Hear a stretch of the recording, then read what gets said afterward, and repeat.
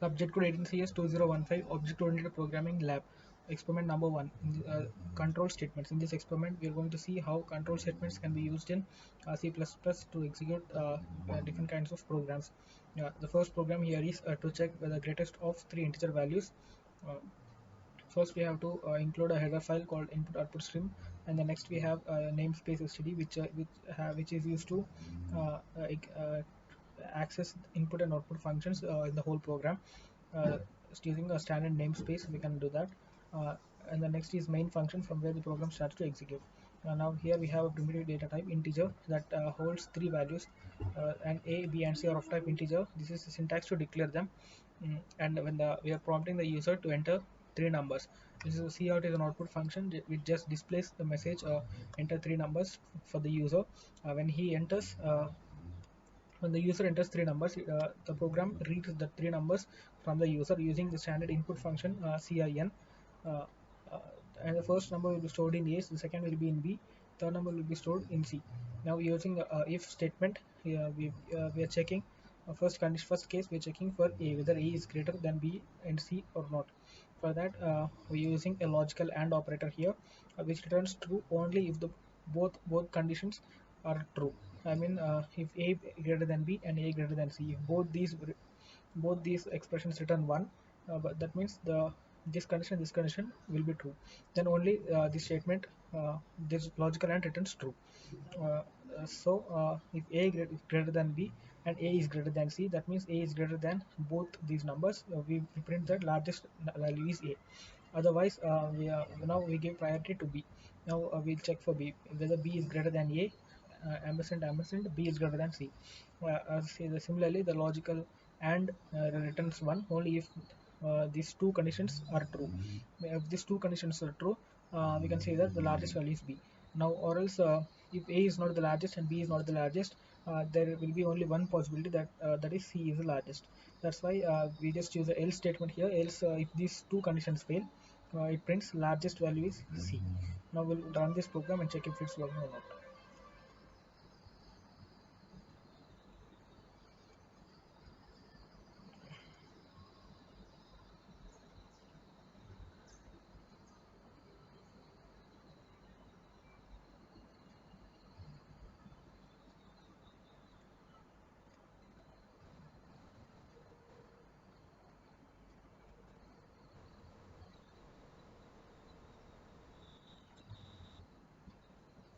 Yeah, we got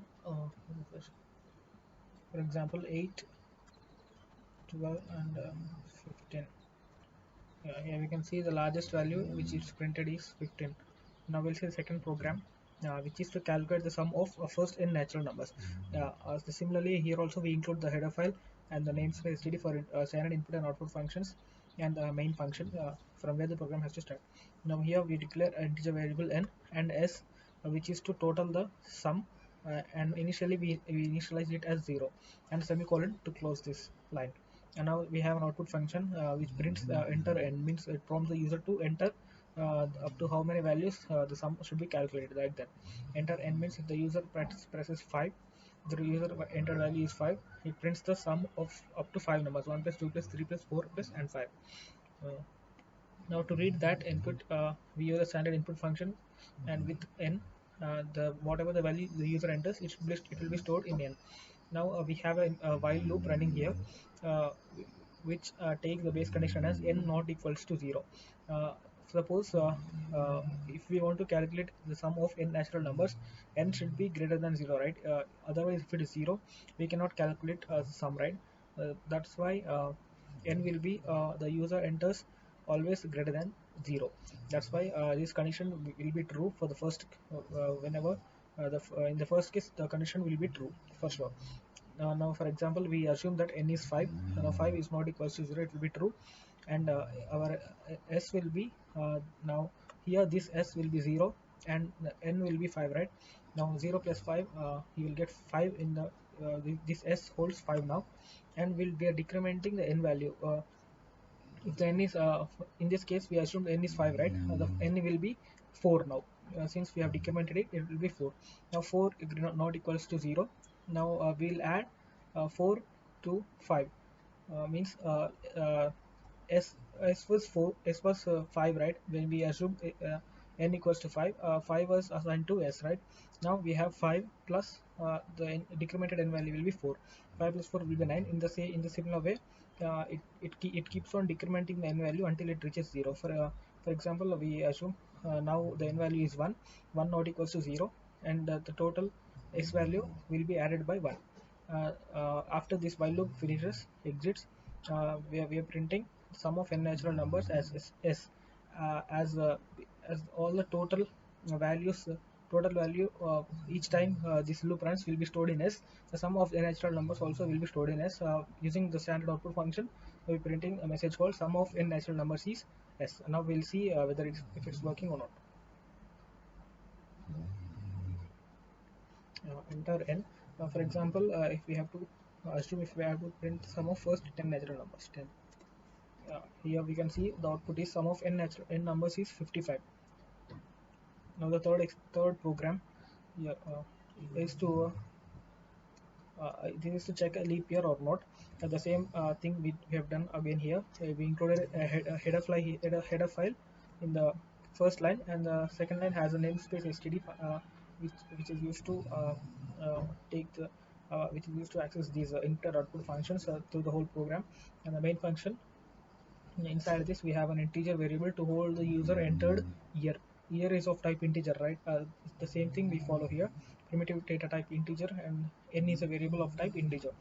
We declared n, and using output function we are prompting user to enter year. When the user enters any year, it will be stored in n using the standard input function cin. And again we are using if condition here. For example, why we are checking modulo 100 and 400 is, for example, if we divide it by 4 and the remainder is 0, we assume that it is leap year. But in some cases, for example, 1800 and 1700 can be divisible by 4, but actually they are not leap years. But therefore, for centurial years, we have to check whether the year is 1800 or 1900 centurial years or not. To do that, we have to use the modulo operator 100 equals 0. If it is any centurial year, that will be divisible by 100, right? And, so this condition becomes true. So if it is any centurial year, we have to divide it by 400, and if the remainder will be 0, only if the remainder is 0, it will be a leap year. Otherwise, a centurial year cannot be a leap year. The same thing I have done here. So first we will check whether it's a century or year or not, and if it is true, then we will check whether it is divisible by 400 or not. If it is divisible by 400, we are printing a message called leap year. It's a leap year using a standard output function cout. And now if it is not divisible by 400, for example 1700, we can take that 1700, or else not leap year. If it is not leap year, if this condition fails, it prints a message called not leap year. Or else if it is not a centurial year, we can go by this condition. If n modulo 4 is equals to 0, it will be a leap year. Using the output function we are printing it's a leap year. Now we'll run this and check if it's working or not.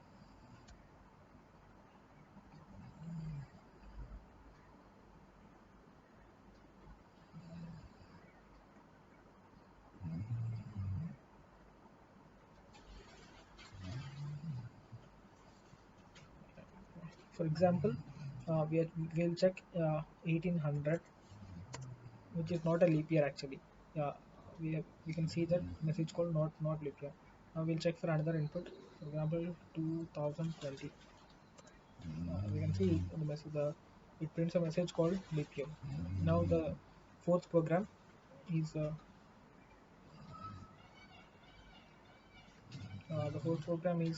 for is to check if it is a private number or not. The same thing, we have included a header file and namespace std for the standard input and output functions. This is the main function where we start. Now first we have a I value for our for loop, and a and a is to store the end user entered number, and I don't think we don't need any here. Yeah, var equals to 0. That means this is a temporary variable which we just use it to know whether a condition is true or not, by just increment. it's incrementing this var by 1. We'll see why we use this var variable in the for the program. Yeah, this use standard output function, we are prompting the user to enter any number. The user sees this message and he enters any number that will be stored in the variable called a of type integer. Now we here we have a for loop, which starts from the value 2, because if we start from 1, the program will not work efficiently, because every number is divisible by 1, right? If we start 1 for prime numbers like 7 and 11, or even for that numbers, it will increment the value 1, and it prints it is not a prime number even though they are a prime numbers. Now we'll see how this for loop works. For example, in this case we assume a is 7, right? I equals to 2 and I less than 7, 2 less than 7, 2, right? Now if we now after this loop we are checking the condition whether a is a modulo I means 7 modulo 2 equals to 0, means 7 modulo 2 will not be equal to 0, right? So we will not assign 1 to this variable, temporary variable. It will be still 0. The concept here is, if the number is 7, we have to check all the numbers before it, starting from 2. If it is divisible, if any of the numbers are divisible by uh, uh, the num I mean, if any of the numbers are divisible by this I value, then we will increment the value by 1 and we'll say it's not prime, or else we'll simply say it is prime number. In this case, 7 modulo 2 will not be equal to 0, and will not assign 1 to it, 1 to variable. Now the next I plus plus will be 3, right? 3 less than 7, and here this also condition fails. For 3 also the condition fails. Now when I is 4, the condition fails. When I is 5, this condition fails, and 6 and condition fails. So 7, this for loop condition, I 7 less than 7 will fail. Now we are checking whether var is equals to 1, means we are checking if the uh, var has been assigned 1 or not. If it is true, we'll print a message called not prime, or else if we print a number called prime. Now, for example, any of the numbers before 7 is divisible by that number, we are assigning 1, right? If it is true, we'll print a message called not prime, or else we just print this else part will work, and it prints a message called prime using the stand cout function. Now we'll check if it's working or not. Prime number. Enter, for example, first we'll try with 7. You can see a message called 7 is a prime number. Mm. Now, for example, we have a 10, and the 10 is not a prime number. Now the next program here is a fifth program, which is to calculate a factorial of any given number. The same file we have included header file above, and a standard namespace to access the input output functions, and this is the main function, and these are some integer variables. Uh, this is to be always we change this value. This value will be keep on updating. Will be keep on updating this value. That's why we use p equals to 1 here. We'll see why this 1 here in this program. Now this is the a, and this I is for the for loop variable. Now cout, using cout standard output function, we print a message called enter number that prompts the user, and he enters any number that will be stored in a variable called a. Now using a for loop, we calculate the factorial. Now we'll see how this for loop works. The simple concept here is factorial of, for example, if the number is 4, factorial of 4 means 4 into 3 into 2 into 1. That means if the factorial is 5, we have to multiply with the previous numbers up to 1. The same concept we applied here. We are using a variable p, the above declared variable p equals to 1. We have assigned p as 1, right? The assigned value of p, that is 1 into 1. Now 1 into 1 will be stored in p. That means p now has one value 1. Now when I is incremented to 2, then 2 will be less than, in this case we assume a as 4, for example. 2 will be less than 4. Now p already has 1, right? 1 into 2, that means now p has 2, the value 2. Now when in this case I will be 3 in the next iteration. The 3 less than equal to 4, true, right? Now already p has the value 2, and 2 into 3, that means 6. Now the p has the value 6. Now in the next iteration it will be 4. 4 less than or equal to 4, it will be true. And p equals to, p already has had 6, right? 6 into 4, that means p will have now 24. Then if the I is incremented further, now this condition fails. 5 less than or equal to 4, this condition will fail.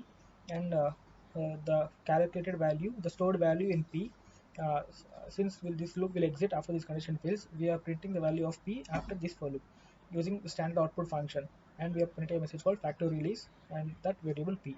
Now we will check if it's working or not.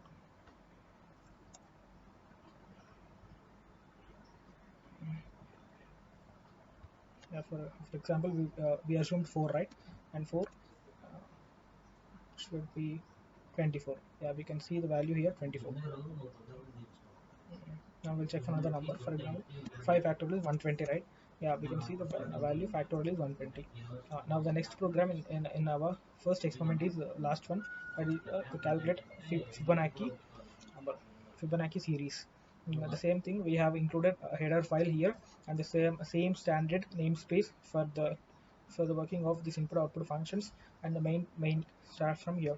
The Fibonacci series is a concept of printing series with uh, it prints a number which is the sum of two previous numbers. For example, if we have a series 0 and 1, the next number will be the sum of 0 and 1. That is 1. Then and the next number will be the sum of 1 and 1. That will be 2. That's why in that way this Fibonacci series will be keep on printing. Now we'll implement using C++ language. Here this prompts the user to enter the value of n using cout statement, cout function, standard function, and when the user enters any value, it will be stored in integer variable n using the standard input function cin. Now the base condition inside the while loop here is uh, while I less than n. That means this loop runs. For example, if the value is 5, we have to print Fibonacci numbers up to 5. Means 5 numbers have to be printed. This loop should run maximum of 5 times. That's why we are assigning I as 0, and these A and B are used as reference to we refer these two variables and print the third variable, that is A plus B. Now that's what we are doing here. First we have to print the values 0 and 1, that are standard, right?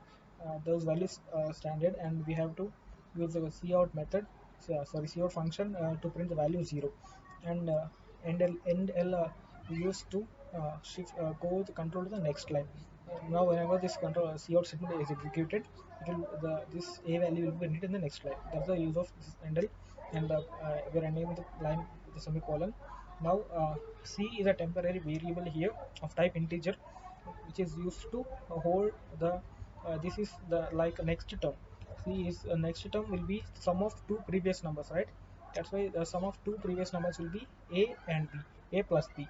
That will be stored in the variable C. Now A equals to B. That means A will be given 1 and B will be given 1 again. That means 1 means in this case the one is we got 1 through the addition of A and B, right? That will be assigned to B.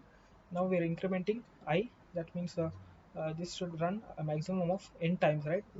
We have to keep on incrementing I until it is less than n. For example, we will assume our n value as 4. Or else we'll take it as 3 for simplicity. For 3, if it is 3, I will be 0, right? I is always 0, and 0 will be less than 3. And as usual, this statement will print 0 first, and the next C has 0 and 1, right? Now C will be 1 and A will be given 1, and B will be also given the next element, next term, that is C.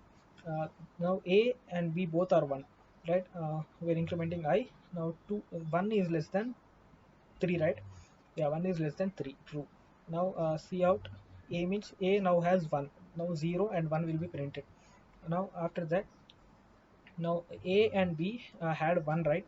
That's why the C will have 2 now. Now A will have 1 and B has 2 now.